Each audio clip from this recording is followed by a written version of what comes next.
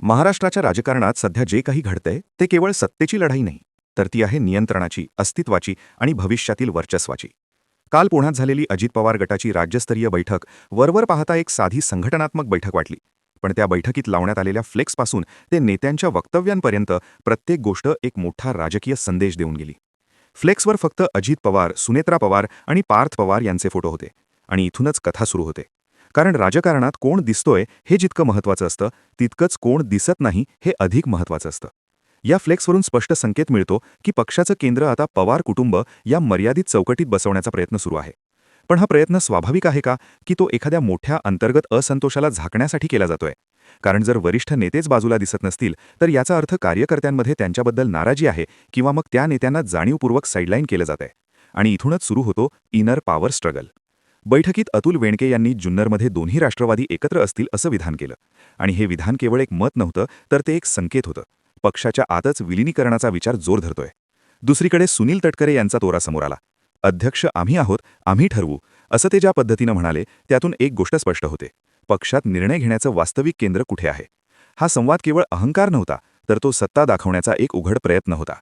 हिरामन खोसकर यांनी तर थेट दावा केला की 70% आमदार विलिनीकरणाच्या बाजूने आहेत.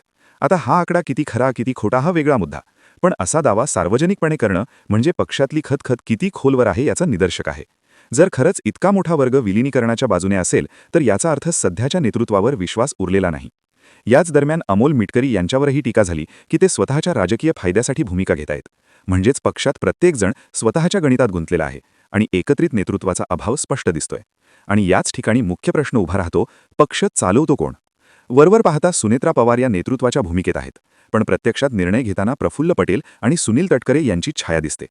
अशोक खरात प्रकरण समोर आल्यानंतर प्रतिक्रिया देण्याची जबाबदारी सुनेत्रा पवारांची होती, पण माध्यमांसमोर येऊन उत्तर दिलं ते प्रफुल्ल पटेल यांनी. याचा अर्थ स्पष्ट आहे: फेस वेगळा, कंट्रोल वेगळा. रुपाली चाकणकर प्रकरणाने तर या सगळ्याला आणखी स्पष्ट केलं. जेव्हा त्यांच्यावर प्रश्न निर्माण झाले, तेव्हा त्यांनी थेट देवेंद्र फडणवीस यांची भेट घेतली. त्यांनी सुनेत्रा पवारांना आधी भेटलं नाही. याचा अर्थ त्या कोणाला खऱ्या अर्थाने निर्णय घेणारा नेता मानतात हे स्पष्ट होतं. आणि जेव्हा त्यांनी राजीनामा दिला, तेव्हा त्याची पद्धत, फोटो सेशन, सोशल मीडियावरील पोस्ट या सगळ्या गोष्टींनी एकच संदेश दिला की त्यांना कोणत्याही प्रकारचा दबाव नाही आणि त्या स्वतः निर्णय घेत आहेत. यामुळे एक वेगळीच कथा तयार होते. सुनेत्रा पवार या केवळ एक प्रोजेक्टेड फेस आहेत का? त्यांच्या भोवती एक कडेबंदी तयार केली गेली आहे का? अनेक आमदारांनी याआधीच तक्रार केली होती की त्यांना अजित पवारांपर्यंत पोहोचू दिलं जात नव्हतं. आणि आता तीच परिस्थिती सुनेत्रा पवारांच्या बाबतीत दिसतेय. म्हणजेच नेतृत्व आणि कार्यकर्ते यांच्यात एक कृत्रिम भिंत उभी करण्यात आली आहे. दरम्यान अशोक खरात प्रकरण हे या संपूर्ण राजकीय समीकरणाला हादरवणारं ठरू शकतं. कारण हे प्रकरण केवळ एका भोंदू बाबापर्यंत मर्यादित नाही. त्याच्या माध्यमातून अनेक नेत्यांचे संबंध, व्यवहार आणि गुपितं बाहेर येण्याची शक्यता आहे. सोशल मीडियावर व्हायरल झालेले फोटो, अनामिका कापल्याच्या चर्चा, माळ एकसारखी असणं या सगळ्या गोष्टींनी संशय अधिकच गडद केला आहे. जर खरातने तोंड उघडलं तर हे प्रकरण अनेकांसाठी धोकादायक ठरू शकतं. आणि म्हणूनच सध्या सगळेच सावध भूमिका घेताना दिसत आहेत. काही जण शांत आहेत, काही जण विषय टाळतायत, तर काही जण स्वतःला दूर ठेवण्याचा प्रयत्न करतायत. यामध्ये देवेंद्र फडणवीस यांची भूमिका देखील महत्त्वाची ठरते. त्यांनी स्पष्ट केलं की फक्त फोटावरून कारवाई होणार नाही, पण जर त्या फोटांमागे व्यवहार असतील तर नक्कीच कारवाई होईल. याचा अर्थ सरकारकडे काही माहिती आधीपासूनच होती, पण योग्य वेळेची वाट बघितली जात होती का, हा प्रश्न उपस्थित होतो. राधाकृष्ण विखे यांनीही म्हटलं की हे प्रकरण आधीपासून माहिती होतं. म्हणजेच हे सगळं अचानक उघड झालेलं नाही, तर योग्य वेळ साधून ते समोर आणलं गेलं असण्याची शक्यता आहे. आणि जर असं असेल तर हा एक पॉलिटिकल मास्टर स्ट्रोक देखील असू शकतो. दरम्यान सुनेत्रा पवारांसमोर सर्वात मोठं आव्हान आहे स्वतःचं स्वतंत्र नेतृत्व सिद्ध करणं. कारण सध्या त्यांच्याकडे पद आहे, पण पूर्ण अधिकार नाहीत असं चित्र दिसतंय. जर त्यांनी स्वतः निर्णय घेण्यास सुरुवात केली, आमदारांशी थेट संवाद साधला आणि पक्षातील गटबाजीवर नियंत्रण मिळवलं, तर त्या खऱ्या अर्थाने नेता बनू शकतात. पण जर त्या सध्याच्या चौकटीत राहिल्या, तर कठपुतळी हा टॅग अधिक मजबूत होईल. आणि मग पक्षातील असंतोष वाढत जाईल, विलिनीकरणाची मागणी जोर धरत जाईल आणि अखेरीस पक्ष फुटण्याची शक्यता नाकारता येणार नाही. संपूर्ण चित्र पाहिलं तर सध्या राष्ट्रवादी काँग्रेस अजित पवार गट हा एक संक्रमणाच्या टप्प्यात आहे. एका बाजूला जुने शक्तिशाली नेते आहेत, दुसऱ्या बाजूला नवीन नेतृत्व उभं करण्याचा प्रयत्न आहे आणि मध्ये अडकलेले आहेत आमदार आणि कार्यकर्ते. आणि या सगळ्या खेळात एक गोष्ट निश्चित आहे: पुढचे काही दिवस महाराष्ट्राच्या राजकारणासाठी अत्यंत निर्णायक ठरणार आहेत. कारण जर अशोक खरात प्रकरणाने वेग घेतला किंवा विलिनीकरणाच्या हालचाली वाढल्या, तर सध्याचं सगळं राजकीय समीकरण पूर्णपणे बदलू शकतं. शेवटी प्रश्न एकच उरतो: हा पक्ष खरोखर सुनेत्रा पवार चालवत आहेत का अजूनही पडद्यामागून दोऱ्या कोणीतरी दुसरंच हलवतंय? आणि जर हा प्रश्न जनतेच्या मनात घर करू लागला, तर त्याचं उत्तर देणं कोणत्याही नेत्यासाठी सोपं राहणार नाही. महाराष्ट्राच्या राजकारणात सध्या जे काही घडतंय ते केवळ सत्तेची लढाई नाही, तर ती आहे नियंत्रणाची, अस्तित्वाची आणि भविष्यातील वर्चस्वाची. काल पुण्यात झालेली अजित पवार गटाची राज्यस्तरीय बैठक वरवर पाहता एक साधी संघटनात्मक बैठक वाटली. पण त्या बैठकीत लावण्यात आलेल्या फ्लेक्सपासून ते नेत्यांच्या वक्तव्यांपर्यंत प्रत्येक गोष्ट एक मोठा राजकीय संदेश देऊन गेली. फ्लेक्सवर फक्त अजित पवार, सुनेत्रा पवार आणि पार्थ पवार यांचे फोटो होते. आणि इथूनच कथा सुरू होते. कारण राजकारणात कोण दिसतोय हे जितकं महत्त्वाचं असतं, तितकंच कोण दिसत नाही हे अधिक महत्त्वाचं असतं. या फ्लेक्सवरून स्पष्ट संकेत मिळतो की पक्षाचं केंद्र आता पवार कुटुंब या मर्यादित चौकटीत बसवण्याचा प्रयत्न सुरू आहे. पण हा प्रयत्न स्वाभाविक आहे का, की तो एखाद्या मोठ्या अंतर्गत असंतोषाला झाकण्यासाठी केला जातोय? कारण जर वरिष्ठ नेतेच बाजूला दिसत नसतील, तर याचा अर्थ कार्यकर्त्यांमध्ये त्यांच्याबद्दल नाराजी आहे किंवा मग त्या नेत्यांना जाणीवपूर्वक साईडलाईन केलं जातंय. आणि इथूनच सुरू होतो inner power struggle.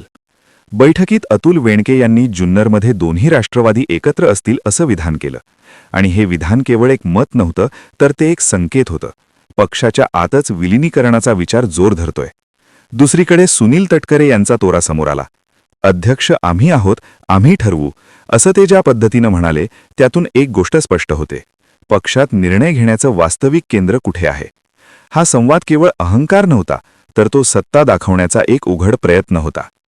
Hiraman Khoskar यांनी तर थेट दावा केला की 70% आमदार विलिनीकरणाच्या बाजूने आहेत. आता हा आकडा किती खरा किती खोटा हा वेगळा मुद्दा, पण असा दावा सार्वजनिकपणे करणं म्हणजे पक्षातली खतखत किती खोलवर आहे याचं निदर्शक आहे. जर खरंच इतका मोठा वर्ग विलिनीकरणाच्या बाजूने असेल, तर याचा अर्थ सध्याच्या नेतृत्वावर विश्वास उरलेला नाही. याच दरम्यान अमोल मिटकरी यांच्यावरही टीका झाली की ते स्वतःच्या राजकीय फायद्यासाठी भूमिका घेतायत. म्हणजेच पक्षात प्रत्येकजण स्वतःच्या गणितात गुंतलेला आहे आणि एकत्रित नेतृत्वाचा अभाव स्पष्ट दिसतोय. आणि याच ठिकाणी मुख्य प्रश्न उभा राहतो, पक्ष चालवतो कोण? वरवर पाहता सुनेत्रा पवार या नेतृत्वाच्या भूमिकेत आहेत, पण प्रत्यक्षात निर्णय घेताना प्रफुल्ल पटेल आणि सुनील तटकरे यांची छाया दिसते. अशोक खरात प्रकरण समोर आल्यानंतर प्रतिक्रिया देण्याची जबाबदारी सुनेत्रा पवारांची होती, पण माध्यमांसमोर येऊन उत्तर दिलं ते प्रफुल्ल पटेल यांनी. याचा अर्थ स्पष्ट आहे, फेस वेगळा, कंट्रोल वेगळा. रुपाली चाकणकर प्रकरणाने तर या सगळ्याला आणखी स्पष्ट केलं. जेव्हा त्यांच्यावर प्रश्न निर्माण झाले, तेव्हा त्यांनी थेट देवेंद्र फडणवीस यांची भेट घेतली. त्यांनी सुनेत्रा पवारांना आधी भेटलं नाही. याचा अर्थ त्या कोणाला खऱ्या अर्थाने निर्णय घेणारा नेता मानतात हे स्पष्ट होतं. आणि जेव्हा त्यांनी राजीनामा दिला, तेव्हा त्याची पद्धत, फोटो सेशन, सोशल मीडियावरील पोस्ट या सगळ्या गोष्टींनी एकच संदेश दिला की त्यांना कोणत्याही प्रकारचा दबाव नाही आणि त्या स्वतः निर्णय घेत आहेत. यामुळे एक वेगळीच कथा तयार होते. सुनेत्रा पवार या केवळ एक प्रोजेक्टेड फेस आहेत का? त्यांच्या भोवती एक कडेबंदी तयार केली गेली आहे का? अनेक आमदारांनी याआधीच तक्रार केली होती की त्यांना अजित पवारांपर्यंत पोहोचू दिलं जात नव्हतं. आणि आता तीच परिस्थिती सुनेत्रा पवारांच्या बाबतीत दिसतेय. म्हणजेच नेतृत्व आणि कार्यकर्ते यांच्यात